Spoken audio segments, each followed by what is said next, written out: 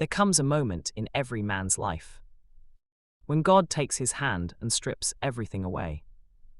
Not to punish you, not to break you, but to rebuild you. When the friends who said they'd stay disappear. When the money you trusted runs out. When the people you counted on go silent. And suddenly it's just you, standing in the ruins of what used to be your life. Most men panic. Most men feel abandoned. But what if I told you? This is the moment heaven calls your beginning. Because you don't really discover who God is until God is all you have left. When every door closes. When every plan fails. When your strength is gone. That's when God steps in. That's when loneliness becomes God's classroom. That's when the pain becomes preparation. That's when the silence becomes holy ground.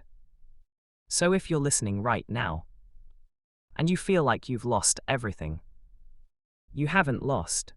You're being rebuilt. And God is enough. Wherever you are listening from right now, take a slow breath. Because what I'm about to tell you isn't just a message. It's a mirror. A mirror every man eventually has to look into. There comes a moment in a man's life when God strips everything away. Not because he's angry. Not because he's cruel. But because he's calling you higher. A man doesn't truly meet God on the mountain. He meets him in the ruins. You know the moment, don't you? When the friends who promised they'd never leave disappear. When the money you worked so hard for slips right through your fingers. When the people you trusted go silent.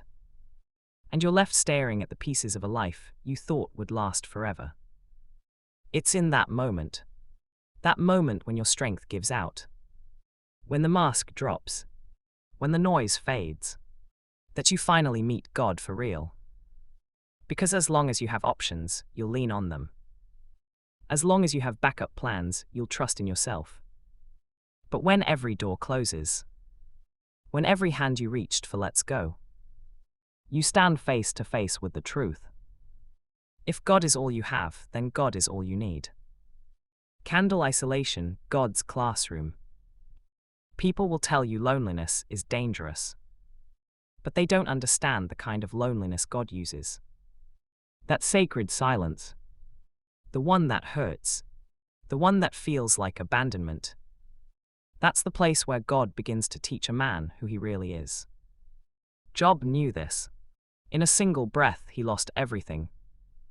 His wealth, his family, his health.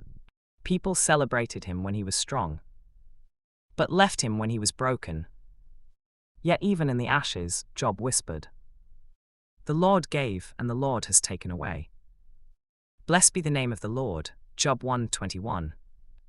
When Job had nothing left but God, his faith became unshakable. David understood it too. Before he ever touched a crown, he hid in caves. No army, no palace, no loyal friends. Just him and God. And in that darkness he wrote, "Though my father and mother forsake me, the Lord will receive me." Psalm 27:10. Those lonely nights, they weren't punishment. They were training. Because God often hides his strongest warriors in seasons of silence, before he reveals them. A man thinks he's strong until life proves him wrong. When people leave, you learn that relationships can't hold you. When money runs out, you learn that wealth can't save you. When nothing goes the way you planned, you learn that your strategies can't carry you. Moses learned this in the wilderness. No strength, no answers, no strategy. Yet when he looked up, God sent manna from heaven. When the people cried for water, God brought it from a rock. God was teaching him, your strength is not your source. I am. Paul echoed the same truth. My God will meet all your needs. Philippians 4:19. When a man reaches the end of himself, he finally reaches the beginning of God. Broken heart when loneliness becomes intimacy. There is a moment in a man's journey when loneliness shifts. It stops feeling like emptiness and starts feeling like holy ground. Even Jesus felt this. Before every miracle, before every decision, before the cross, he withdrew to lonely places to pray. The quiet wasn't empty. It was preparation. David's most beautiful psalms weren't written in victory, but in tears, in fear, in hiding, because God is closest when a man feels most alone. The Lord is close to the brokenhearted. Psalm 34:18. When everyone else walks away, God steps closer, and in that stillness, his voice becomes louder than the noise that once controlled you. Fire the fire that builds you. Trials don't break a man. They reveal the man. Joseph learned this. Betrayed by his brothers, sold as a slave, forgotten in prison.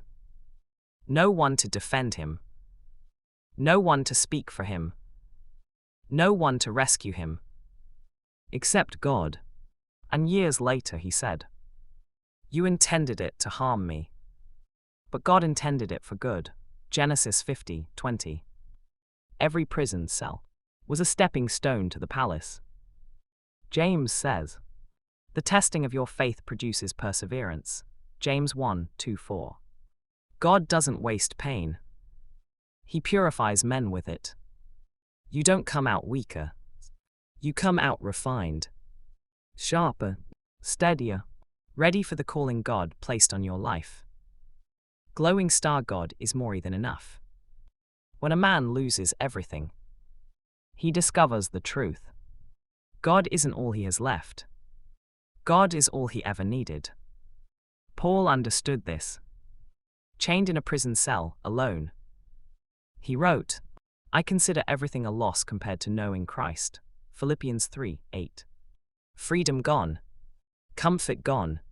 Companionship gone. But joy, still there, because Christ was still there. God is the strength of my heart, and my portion forever. Psalm 73:26. Everything fades. People fade. Plans fade. But God remains. Bow and arrow, and so, what happens now? When the noise stops, when the applause ends, when the support disappears, and it's just you and God.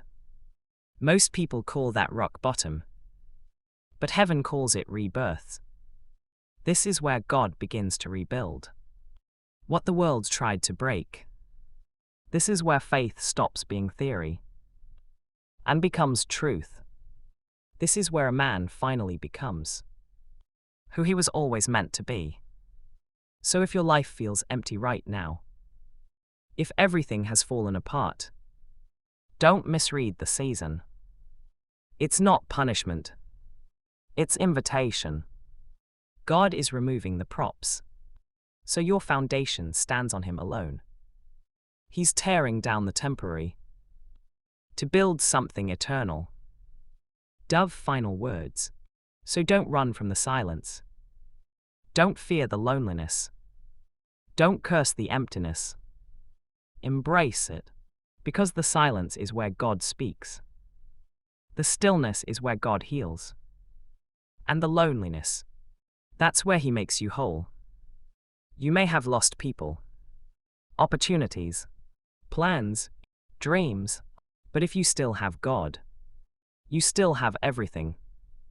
And if you believe that, type in the comments, God is enough. Your story isn't ending. Your story is beginning.